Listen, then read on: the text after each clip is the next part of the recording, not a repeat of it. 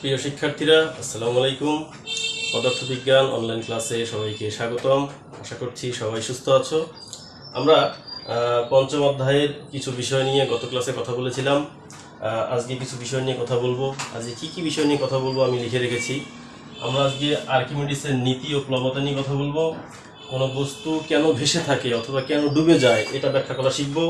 প্যাসকেলের সূত্র নিয়ে কথা বলবো এবং বল বৃদ্ধিকরণ নীতি নিয়ে কথা বলবো।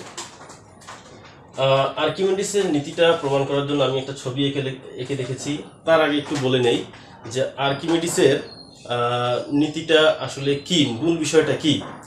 ওখানে বলা হচ্ছে, তোমরা একটা বিষয় লক্ষ্য করে দেখবা যে একটা বস্তা, একটা ভারী বস্তা, যেটা তুমি কোনো উপরে তুমি এমনিতেই এটাকে নড়াচড়া করতে পারছো না বা খুব ভারী মনে হচ্ছে, ঠিক ওই বস্তাটাকেই যদি কখনো পানিতে ফেলা হয়, পানিতে ফেললে দেখবা যে ওই বস্তাটা হালকা মনে হচ্ছে, তুমি ওটাকে নড়াচড়া করতে পারছো। এর কারণটা কি?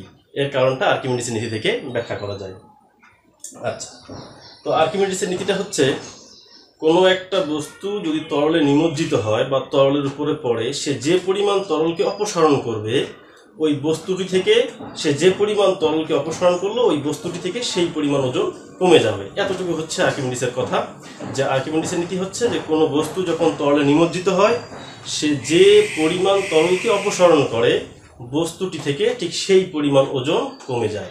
আচ্ছা, আমরা দেখি আরেকটা বিষয় আমি গত ক্লাসে বলেছিলাম যে তরল এবং বায়বীয় পদার্থ কোনো নির্দিষ্ট দিকে চাপ না দিয়ে সব দিকে সমানভাবে চাপ দেয়। তাহলে চাপ একটা স্কেলার রাশি হচ্ছে, চাপের নির্দিষ্ট কোনো দিক নেই। আচ্ছা, তো আমি এখানে তরলের ভিতরে এই ক্ষেত্রফলের এবং এই উচ্চতার একটি সিলিন্ডার আকৃতি বস্তু নিমজ্জিত করেছি। আমি দেখি যে এখানে কি ঘটে। আচ্ছা, তাহলে ক্ষেত্রফলের এই অংশেও চাপ প্রযুক্ত হচ্ছে, ক্ষেত্রফলের নিচের অংশেও চাপ প্রযুক্ত হচ্ছে, এবং পানির উপরিভাগ থেকে এই পৃষ্ঠের উচ্চতা h1, পানির উপরিভাগ থেকে এই পৃষ্ঠের উচ্চতা হচ্ছে h2। আচ্ছা, প্রথমে আমরা ছবিটা বুঝে নিলাম। তাহলে এই পৃষ্ঠের উপর প্রযুক্ত চাপটা আসলে কি রকম হবে? আচ্ছা, আমরা যদি দেখি, আমরা গত ক্লাসে প্রমাণ করেছিলাম যে কোনো বস্তুর উপর চাপ P সমান সমান h rho g লেখা যায়। তাহলে এই পৃষ্ঠের উপর চাপ P সমান সমান লেখা যাচ্ছে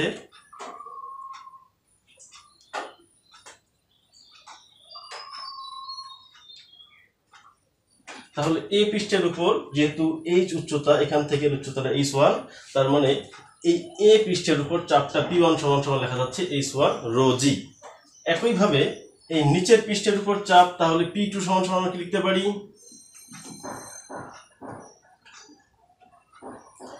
h2 rho g, কারণ এই নিচের পৃষ্ঠের পানির উপরিভাগ থেকে নিচের পৃষ্ঠের উচ্চতা হচ্ছে h2। আচ্ছা, এখানে লক্ষণীয় বিষয় যেটা, সেটা হচ্ছে যে এই পৃষ্ঠের উপর চাপের দরুন যে বলটা ক্রিয়া করবে, আবার বলছি, এই পৃষ্ঠের উপর এই চাপের দরুন যে বলটা ক্রিয়া করবে, এই বলটা ক্রিয়া করবে নিচের দিক বরাবর, এবং এই পৃষ্ঠের উপর এই চাপের দরুন যে বলটা ক্রিয়া করবে, এই বলটা ক্রিয়া করবে উপরের দিক বরাবর। কেন? কারণ এখানে চাপটা ক্রিয়া করতেছে নিচের দিকে, আর এখানে এই চাপটা ক্রিয়া করতেছে উপরের দিকে। যদি বলো কেন, এই কেন উত্তর হচ্ছে যে আমরা শুরুতেই বললাম যে তরল পদার্থ পাত্রের গায়ে সব দিকে সমানভাবে ক্রিয়া করে। চাপ একটি স্কেলার রাশি, সেহেতু সে পাত্রের গায়ে সব দিকে সমানভাবে ক্রিয়া করবে। এই চাপ যদি এদিকে ক্রিয়া করে, তাহলে এই দিকের চাপগুলো এদিকে ক্রিয়া করবে। আচ্ছা, তাহলে আমি এই অংশের জন্য, এই চাপের জন্য বল F1 বের করি।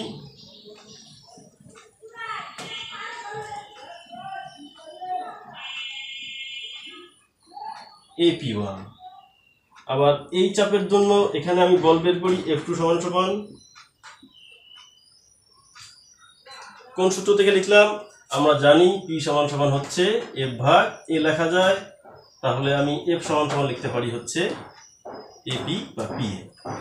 আমরা এই সূত্র থেকে এই পৃষ্ঠের উপর কি পরিমাণ বল প্রযুক্ত হবে এবং এই পৃষ্ঠের উপর কি পরিমাণ বল প্রযুক্ত হবে, এই দুইটা বল আমরা বের করে নিলাম। আচ্ছা, এখন এখানে কথা হচ্ছে যে এই বলের পরিমাণটা বেশি হবে নাকি এই বলের পরিমাণটা বেশি হবে? কোন বলের পরিমাণটা বেশি হবে? দেখো, এই বলের পরিমাণটা বেশি হবে। কেন এই বলের পরিমাণটা বেশি হবে? এখানে চাপ P1 এর মান হচ্ছে কম, কারণ P1 টা নির্ভর করতেছে হচ্ছে P1 এবং P2 নির্ভর করতেছে H এর উপর। P1 এবং P2 নির্ভর করতেছে H এর উপর। এখানে যেহেতু H1 এর মান কম ছিল সেহেতু P1 কম, এখানে যেহেতু H2 এর মান বেশি ছিল তার মানে P2 হচ্ছে বেশি। আচ্ছা, তাহলে P1 যদি কম হয় তাহলে F1 ও কম হবে, আবার P2 যদি কম হয় তাহলে F2 ও কম হবে।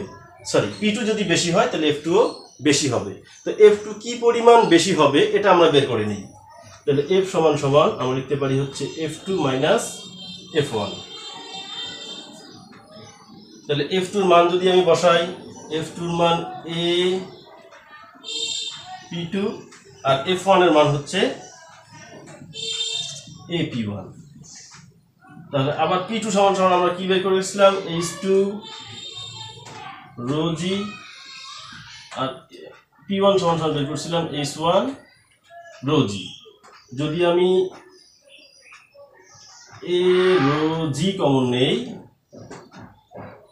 তাহলে দেখো এখান থেকে এতটুকু হচ্ছে H2, এখান থেকে এতটুকু হচ্ছে H1। তাহলে H2 থেকে যদি আমি H1 বাদ দেই এখানে থাকে হচ্ছে H।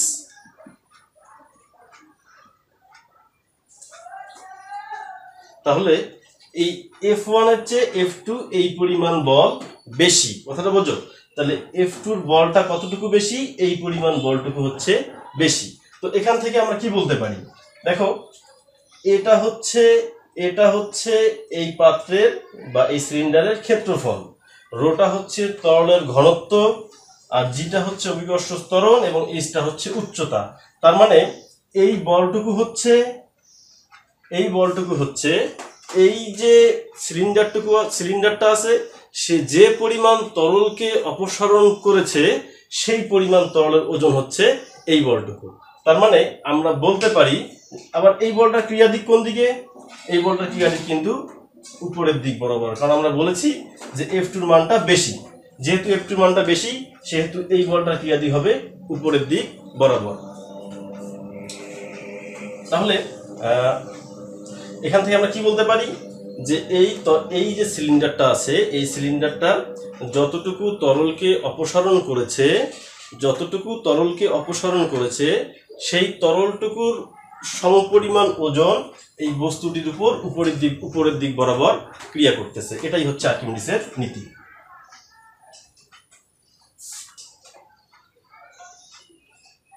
তার মানে আর্কিমিডিসের নীতি থেকে আমরা এটা বুঝতে পারলাম যে কোনো বস্তু যখন তরলে নিমজ্জিত হয় সে যে পরিমাণ তরলকে অপসারণ করে সেই পরিমাণ তরলের ওজন বা সেই পরিমাণ তরলের ওজনের সমান বল এই বস্তুটির উপর উপরের দিক বরাবর ক্রিয়া করে, যার ফলে বস্তুটি ঠিক সমপরিমাণ ওজন হারায় বলে মনে হয় কোনো বস্তু পানিতে পড়লে।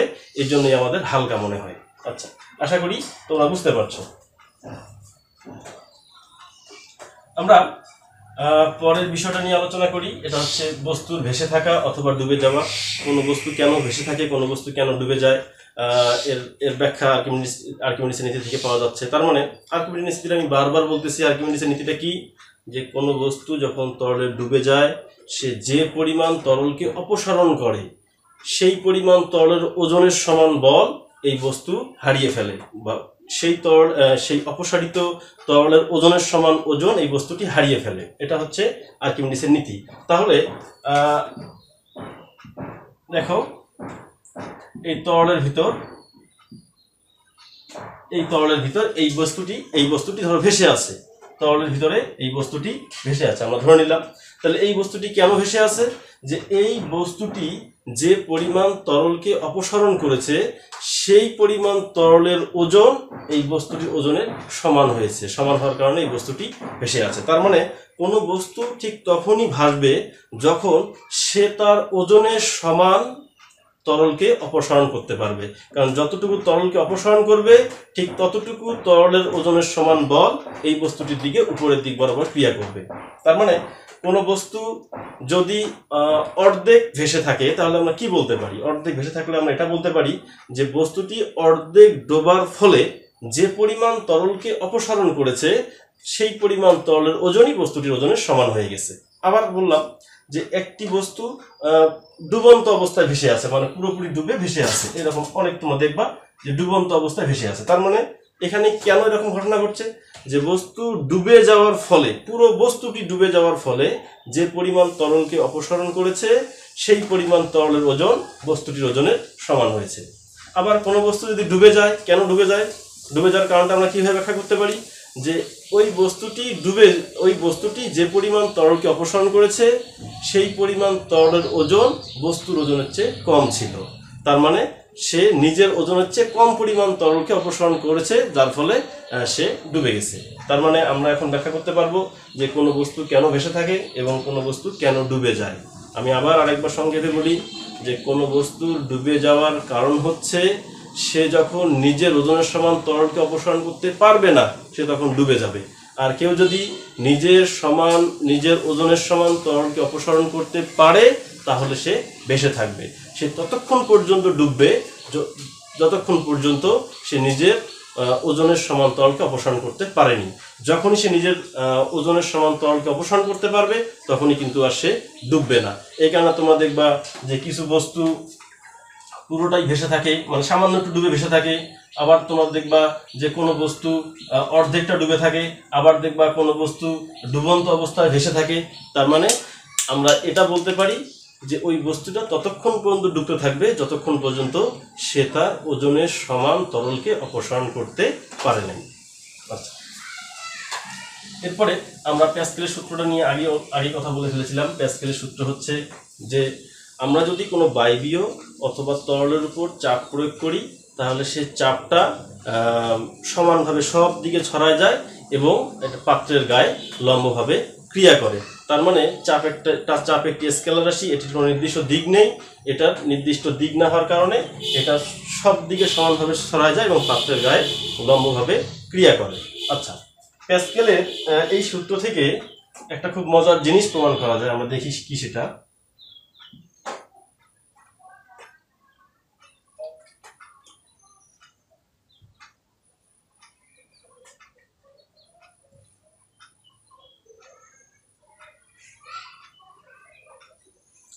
ছবিটা একটু কষ্ট করে দেখো।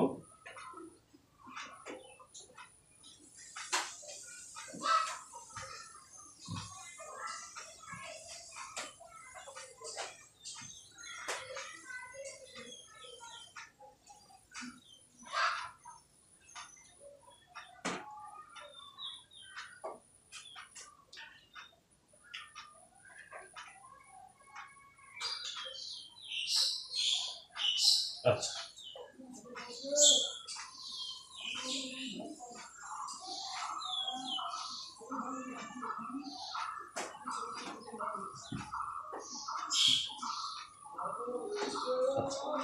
ধরো যে এটা একটা পিস্টন, এটা এই ক্ষেত্রফলের পিস্টন, এটাকে আমি বললাম বি ক্ষেত্রফলের পিস্টন। তো এই পিস্টনের উপর একটা তরল দ্বারা পূর্ণ আছে, এই পিস্টনও তরল দ্বারা পূর্ণ আছে, এই পিস্টনও তরল দ্বারা পূর্ণ আছে।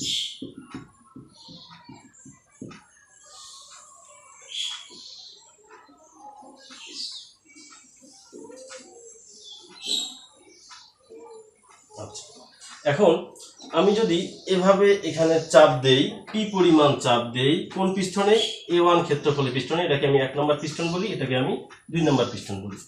যদি আমি এই A1 ক্ষেত্রফলের পিস্টনে পি পরিমাণ চাপ দেই তাহলে এই পিস্টনে কি পরিমাণ বল অনুভূত হবে। আমরা পি সমান সমান জানি কি, আবার বলতেছি পি সমান সমান জানি হচ্ছে আমরা F/A।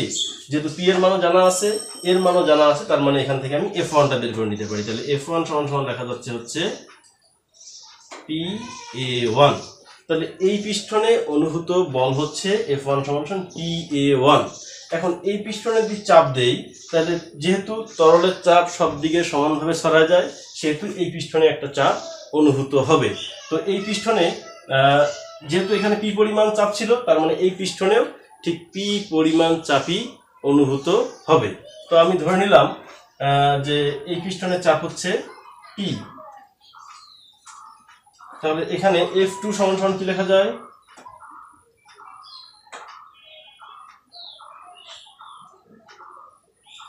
F2 সমান সমান লেখা যাচ্ছে হচ্ছে PA2।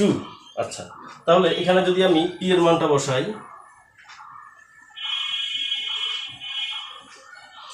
এখান থেকে পি এর মানটা বের করে নিয়ে আমি যদি এখানে বসাই, পি এর মান হচ্ছে f1/a1 গুণন হচ্ছে a2, এখানে f2 থাকলো, তাহলে f2 সমান সমান লেখা যাচ্ছে হচ্ছে f1 গুণন হচ্ছে a2/a1। দেখো এখানে লক্ষ্য করার মতো বিষয় যেটা, যে এখানে অনুভূত বল f2 এর পরিমাণটা দেখো কত বেড়ে গেছে। কিভাবে বেড়ে গেছে? আমি ধরে নিলাম যে তোমরা এই রেশিওটার দিকে একটু মনোযোগ দাও। আমি ধরে নিলাম যে এর ক্ষেত্রফলটা হচ্ছে 10, এর ক্ষেত্রফলটাকে ধরে নিলাম 10, এর ক্ষেত্রফলটাকে ধরে নিলাম আমি 100। তাহলে এর ক্ষেত্রফলটাকে ধরে নিলাম 10, এর ক্ষেত্রফলটাকে ধরে নিলাম হচ্ছে 100। যদি মান আমরা দেখতেই পাচ্ছি যে এটা অনেক বড়, তাহলে এই মানটা যদি আমরা এখানে বসাই, দেখো a2 এর মান হচ্ছে 100 আর a1 এর মান হচ্ছে 10, একটা শূন্য যদি কেটে যায় তাহলে f2 সমান সমান 10 f1, মানে f2 তে বলটা অনুভূত হচ্ছে f1 এর 10 গুণ বেশি। তাহলে f2 তে বল অনুভূত হচ্ছে f1 এর 10 গুণ বেশি। আমি আর একটু বলে নেই, তাহলে এখানে আমি f1 পরিমাণ এখানে আমি p পরিমাণ চাপ দিয়েছি, তো p পরিমাণ চাপ দেওয়ার ফলে এখানে অনুভূত বল f1 সমান p(a1) এই সূত্র থেকে। আচ্ছা, তারপর এখান থেকে p এর মানটা বের করে নিয়েছি, p এর মানটা বের করে নেওয়ার পরে যেহেতু এখানে আমি p পরিমাণ চাপ দিয়েছি, এখানেও p পরিমাণ চাপই অনুভূত হবে। তো p পরিমাণ চাপ যদি অনুভূত হয়, তাহলে p পরিমাণ চাপের জন্য এখানে বল f2 সমান সমান লেখা যাচ্ছে হচ্ছে f2 সমান সমান p(a2)। তো এখানে আমরা p এর মানটা বসিয়ে দিয়েছি, এখান থেকে p এর মানটা আমরা এখানে বসিয়ে দিয়েছি, তাহলে f1 সমান সমান a2/a1। দেখো তাহলে f1 এবং f2 এর মধ্যে রিলেশনটা দেখো, এখানে যে বলটা ছিল আমি ধরে নিয়েছি যে এর ক্ষেত্রফলটা 10, এর ক্ষেত্রফলটা হচ্ছে 100। যদি ক্ষেত্রফলের মানগুলো বসিয়ে দেই তাহলে দেখতে পাচ্ছি যে ক্ষেত্রফল এটার এবং এটার রেশিওর পার্থক্য যত বেশি হবে বা এটা যত বড় হবে, এখানে বলের পরিমাণটা তত বেশি বৃদ্ধি পাবে। এটা কি বলা হচ্ছে? বল বৃদ্ধিকরণ নীতি। যে এখানে আমরা যে বলটা দিলাম, এখানে এসে তার দেখো 10 গুণ বল বেশি পেয়ে যাচ্ছি। তো এই ক্ষেত্রফলের পার্থক্য যত বেশি হবে, এখানে বলের পরিমাণও তত বেশি হবে। আশা করছি তোমরা বুঝতে পেরেছো। এই টপিকসগুলো নিয়ে তোমরা একটু নিজেরা পড়াশোনা করো, আর যদি কোনো প্রশ্ন থাকে তাহলে কমেন্টে প্রশ্ন করতে পারো। ধন্যবাদ সবাইকে, সবাই ভালো থাকবা, সুস্থ থাকবা।